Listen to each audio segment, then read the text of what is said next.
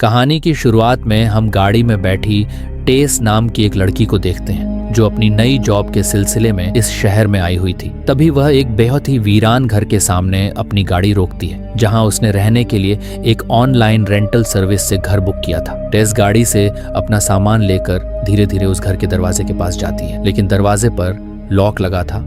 वह उस वेबसाइट से मिले डोर पासवर्ड की मदद से दरवाजा खोलने की कोशिश करती है, लेकिन पासवर्ड डालने के बावजूद भी दरवाजा नहीं खुलता। उसे ऐसा लगने लगता है जैसे किसी ने दरवाजा अंदर से लॉक कर दिया। ये देखकर टेस बहुत ज्यादा परेशान हो जाती है क्योंकि अब काफी ज्यादा रात हो चुकी थी और ऊपर से तेज बारिश भी हो रही थी। मजबूर होकर टेस वापस अपनी गाड़ी में आकर बैठ जाती है। वह उस ऑनलाइन रेंटल सर्विस कंपनी में अपनी शिकायत करने ही वाली थी कि तभी अचानक उस घर की लाइट जलती है। यह देखकर टेस काफी हैरान हो जाती है। वह फिर से घर के दरवाजे के पास आती है और डोरबेल बजाती है। कुछ देर बाद दरवाजा खुलता है और एक अनजान आदमी बाहर आता है। वह टेस से पूछता है, इतनी रात को तुम यहाँ क्या कर रही हो? ये सुनकर टेस जवाब देती है, मुझे छोड़ो, पहले ये बताओ कि तुम यहाँ क्या कर रहे हो, क्योंकि ये घर मेरा है और मैंने इसे एक ऑनलाइन रेंटल सर्विस से बुक किया है। ये सुनकर वह आदमी भी हैरान हो जाता है। वह कहता है, लेकिन ये घर तो मैंने भी एक वेबसाइट से बुक किया था। अपनी बात साबित करने के लिए वह टेस को अपने मोबाइल पर घर की बुकिंग डिटेल्स दिखाता है। ये देखकर टेस मायूस हो जाती है और वहां से जाने लगती है, लेकिन तभी वह आदमी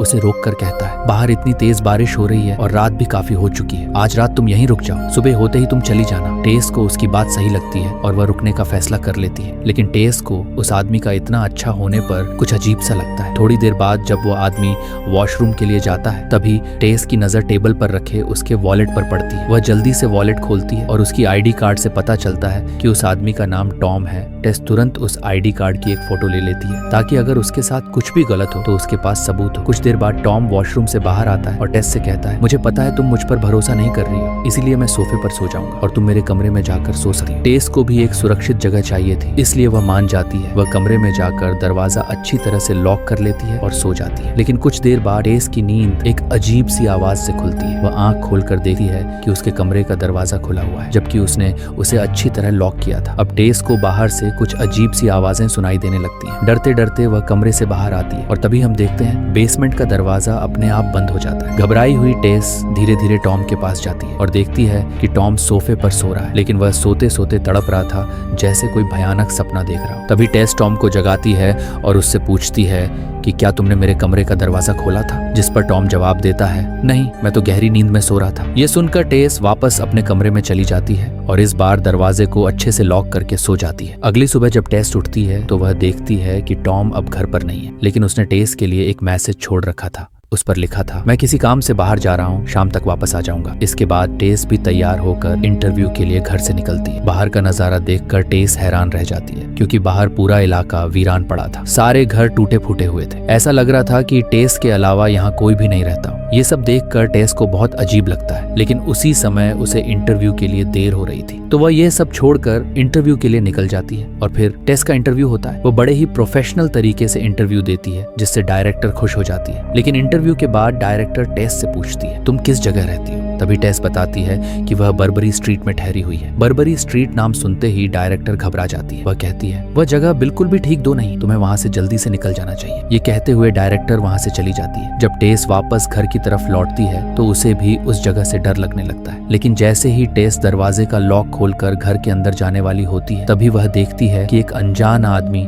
उसकी तरफ तेजी से दौड़ता हुआ आ रहा है। यह देखकर टेस घबरा जाती है और उस आदमी के पास पहुंचने से पहले जल्दी से दरवाजा खोलकर घर के अंदर चली जाती है। वे आदमी टेस को घर से बाहर निकलने के लिए कहता है और जोर जोर से दरवाजा पीटने लगता है। टेस को कुछ भी समझ नहीं आ रहा था कि आखिरकार यह सब क्या हो रहा है। वह बहुत ज्यादा घबरा जाती है और जल्दी से पुलिस को फोन करने की कोशिश करती है। कुछ देर बाद टेस देखती है कि वह आदमी अब जा चुका है। टेस सुकून की सांस लेती है और फिर बाथरूम चली जाती है, लेकिन बाथरूम में वह देखती है कि टॉयलेट पेपर खत्म हो चुका है। वह घर में इधर उधर टॉयलेट पेपर ढूंढने लगती है। तभी उसकी नजर बेसमेंट की तरफ जाती है। उसे लगता है कि शायद टॉयलेट पेपर बेसमेंट में रखा हो। ये सोचकर टेस बेसमेंट की तरफ जाती है। वहां उसे सामने टॉयलेट पेपर का एक बॉक्स रखा हुआ मिल जाता है। जब टेस वहां से टॉयलेट पेपर लेकर लौट ही रही होती है, तभी अचानक बेसमेंट का दरवाजा बंद हो जाता है। टेस पूरी ताकत से दरवाजा खोलने की कोशिश करती है, लेकिन दरवाजा नहीं खुलता। अब टेस बहुत ज्यादा घबरा जाती है क्योंकि वह अपना फोन ऊपर ही छोड़ आई थी। उसे समझ आ जाता है कि यहाँ बैठे बैठे उसकी मदद करने कोई नहीं आने वाला, इसलिए उसे खुद ही कुछ करना पड़ेगा। टेस वहां से बाहर निकलने का रास्ता ढूंढने लगी। तभी उसकी नजर बेसमेंट में रोशनी के लिए बनी एक खिड़की पर पड़ती है। वह उस खिड़की को खोलने की कोशिश करती है, लेकिन वह खिड़की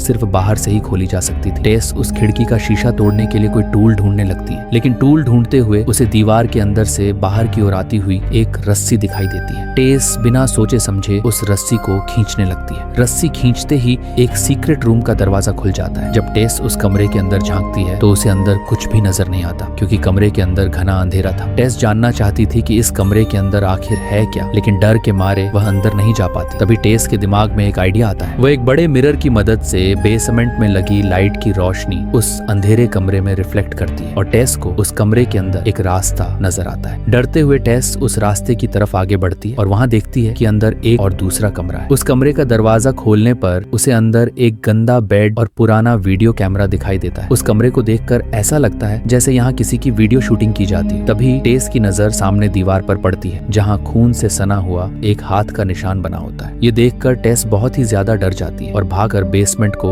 रोशनी देने वाली खिड़की के पास जाती है। तभी किस्मत से टॉम अपना काम खत्म करके वापस आ जाता है। टेस उसे बाहर देख लेती है और जोर जोर से आवाज देने लगती है। टॉम की नजर टेस पर पड़ते ही वह जल्दी से घर के अंदर जाता है और बेसमेंट का दरवाजा खोलकर टेस को बाहर निकाल लेता है। टेस बहुत ज्यादा डरी हुई होती है और अपना सामान पैक करने लगती है। वह टॉम से कहती है कि हमें जितनी जल्दी हो सके इस घर से चले जाना चाहिए, लेकिन तभी टॉम टेस को रोकता है और पूछता है आखिर हुआ क्या है। टेस उसे बेसमेंट में बने उस सीक्रेट रूम और वीडियो कैमरे के बारे में बताती है, लेकिन टेस को इतना ज्यादा घबराया हुआ देखकर भी टॉम उसकी बातों पर यकीन नहीं करता। वह कहता है मैं पहले खुद बेसमेंट में जाऊंगा और सब कुछ देखूंगा। अगर वहाँ सच में कोई खतरा हुआ तो हम तुरंत यहाँ से निकल जाएंगे, लेकिन तब तक तुम यहीं मेरा इंतजार करो, क्योंकि अगर हम दोनों वहाँ नीचे चले गए और दरवाजा बंद हो गया तो हम दोनों हमेशा के लिए वहीं फंस सकते हैं। ये कहकर वह सीधे बेसमेंट की तरफ जाने लगा। टेस उसे रोकने की बहुत कोशिश करती है, लेकिन वह टेस को इग्नोर करके बेसमेंट में चला जाता है और टेस उसका इंतजार करने लगती है। लेकिन काफी समय गुजर जाने के बाद भी जब टॉम वापस नहीं आया तो टेस बेसमेंट के पास जाकर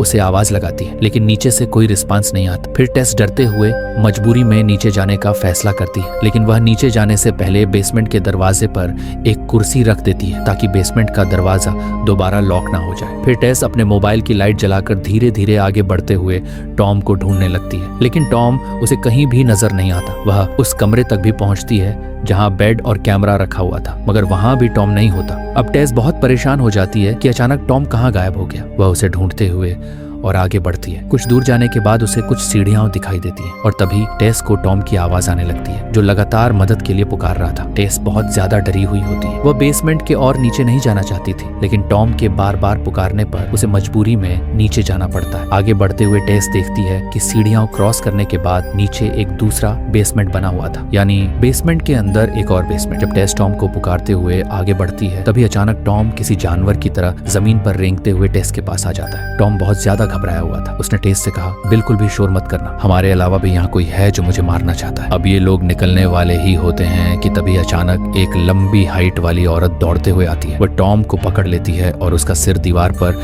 बेरहमी से बार बार मारने लगती है, जिससे टॉम वहीं दम तोड़ देता है। अब यहाँ सीन शिफ्ट होता है और हमें 2 हफ्ते बाद का दृश्य दिखाया जाता है। यहाँ हम इस घर के मालिक को देखते हैं जिसका नाम एजे है। एजे पेशे से एक टीवी एक्टर है, लेकिन अब उसकी जिंदगी बिल्कुल भी ठीक नहीं चल रही थी, क्योंकि जो लड़की एजे के साथ फिल्मों में काम करती थी उसने एजे पर शोषण का आरोप लगाया था। इसी वजह से एजे का करियर बर्बाद हो चुका था। वह खुद को बेगुनाह साबित करने के लिए कोर्ट के चक्कर लगाता रहा। इसी के चलते एजे ने अपने सारे पैसे गंवा दिए। अब उसके पास सिर्फ एक बर्बरियन वाला घर बचा था और वह इस घर को भी बेचना चाहता था। घर आते ही उसने देखा कि घर में किसी का सामान इधर उधर बिखरा पड़ा है। दरअसल ये टेस और टॉम का सामान था। तभी एजे बाहर टेस की गाड़ी देखता है, जिसे देखकर एजे को शक होता है कि कोई चोरी छिपे मेरे घर में रह रहा है। इसलिए वह घर की तलाशी लेने लगता है, लेकिन घर में कोई नहीं मिलता। तभी उसकी नजर बेसमेंट के दरवाजे पर पड़ती है जहाँ एक कुर्सी रखी हुई थी, वही कुर्सी जो टेस ने दरवाजा लेने के लिए लगाई थी। ये सब देखकर एजे को यकीन हो जाता है कि जरूर कोई बेसमेंट में है। जब वह बेसमेंट के दरवाजे के पास आता है तो नीचे से किसी के चलने की आवाज सुनाई देती है। यह देखकर वह अपने साथ एक टॉर्च और चाकू ले लेता है ताकि अगर कोई खतरा हो तो वह अपना बचाव कर सके। बेसमेंट में आते ही उसे भी वह गुप्त कमरा दिखाई देता है जहाँ एक कैमरा और बेड रखा हुआ था। अंदर जाते ही उसे एहसास होता है कि इस जगह का एरिया उम्मीद से काफी ज्यादा बड़ा है, अब इसकी कीमत दोगुनी हो जाएगी। ये सोचकर वह तुरंत 1 इंच टेप निकालता है और बेसमेंट को नापने लगता है। नापते नापते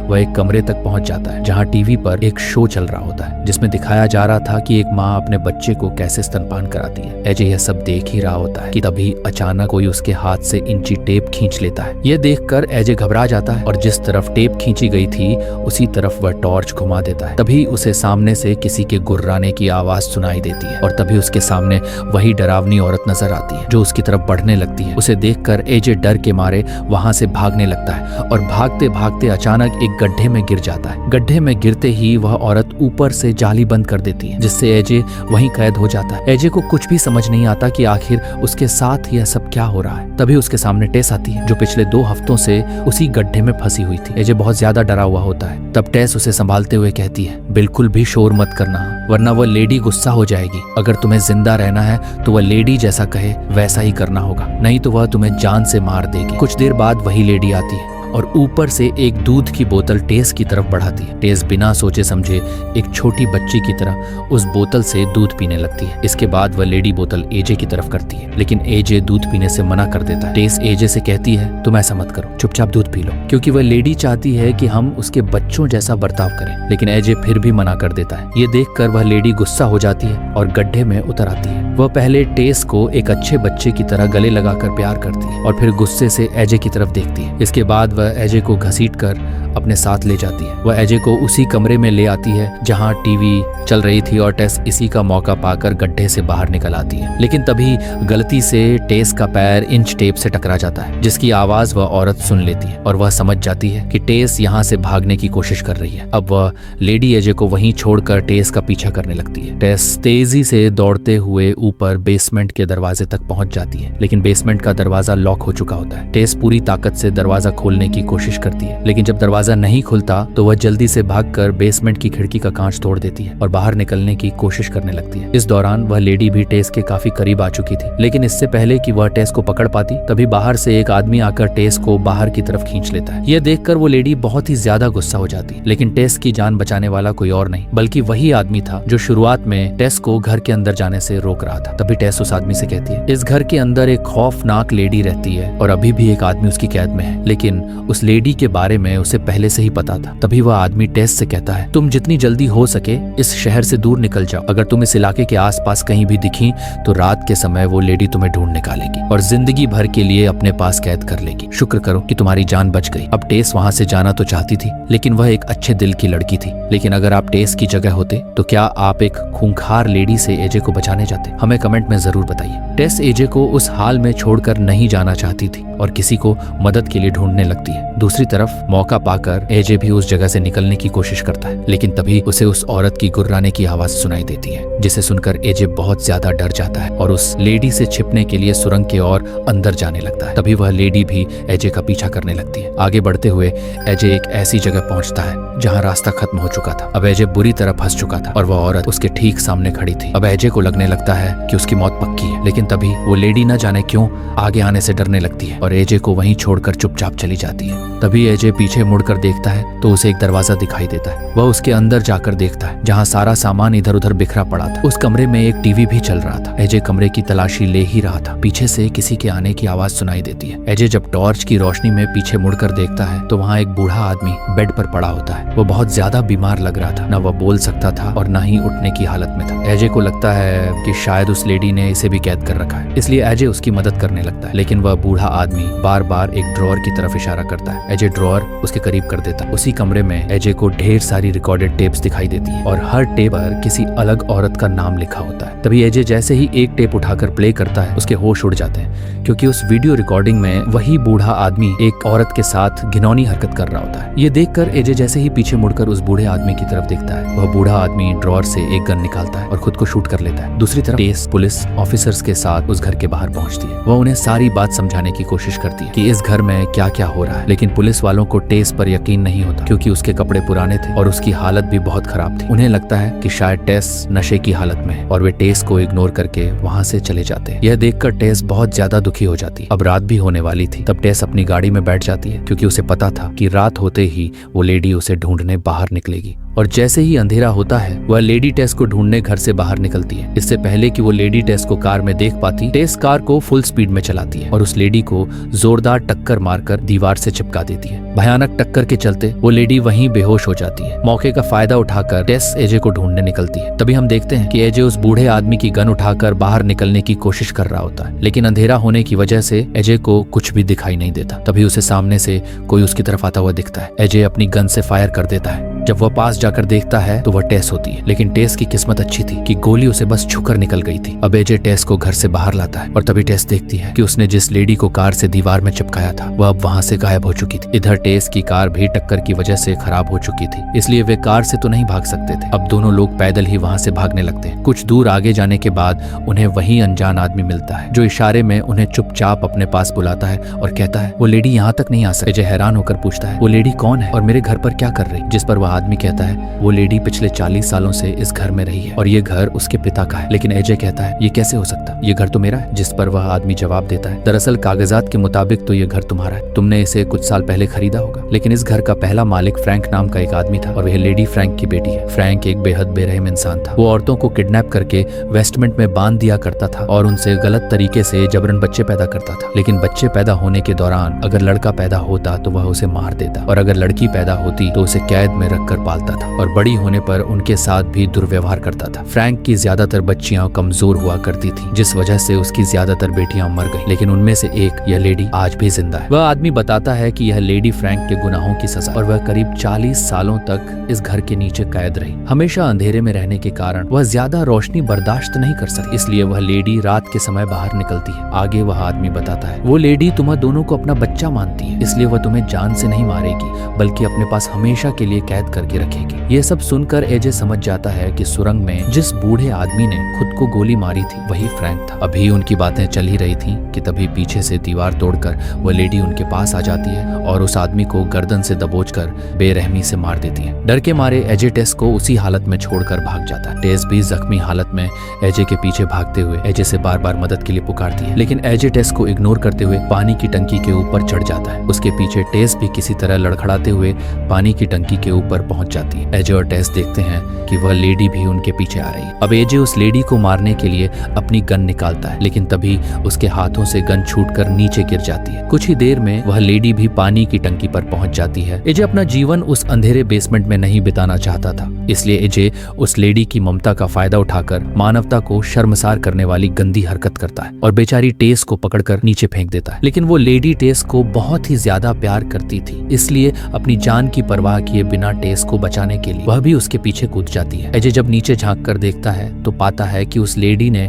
टेस को बचाने के लिए गोद में ले रखा था ताकि टेस को किसी भी तरह का नुकसान ना हो, क्योंकि अगर टेस सीधे नीचे गिरती तो उसकी जान भी जा सकती थी। लेकिन जो भी हो, एजे जैसे इंसान से तो वो लेडी लाख गुना अच्छी थी। इसके बाद एजे पानी की टंकी से नीचे आकर देखता है कि दोनों खून से लथपथ पड़े हैं और कोई हिल भी नहीं रहा। और तभी टेस को होश आता है। टेस समझ जाती है कि उस लेडी ने अपनी जान देकर उसकी जान बचाई है। इसके बाद एजे टेस को सहारा देकर उठाता है और खुद को सही ठहराने की कोशिश करता है कि अगर उसने ऐसा नहीं किया होता तो वे दोनों मारे जाते। लेकिन अब टेस को समझ आ जाता है कि एजे चाहे जितना भी अच्छा बनने की कोशिश करे, वह अंदर से एक स्वार्थी इंसान है। तभी उस लेडी को भी होश आ जाता है और एजे को पकड़कर उसका गला दबाने लगती है, क्योंकि एजे ने उसकी बेटी टेस को मारने की कोशिश की थी। लेडी बेहद गुस्से में आकर अपने दोनों हाथों से एजे की आंखें फोड़कर उसके सिर के 2 टुकड़े कर देती है। इसके बाद वह लेडी टेस की तरफ दुख भरी नजरों से देखती है और उससे प्यार जताने लगती है, लेकिन टेस अब भी उससे डरी हुई होती है। ये देखकर लेडी समझ जाती है कि वह इंसानों की इस दुनिया के बीच नहीं रह सकती। अपने डरावने चेहरे और भयानक रूप की वजह से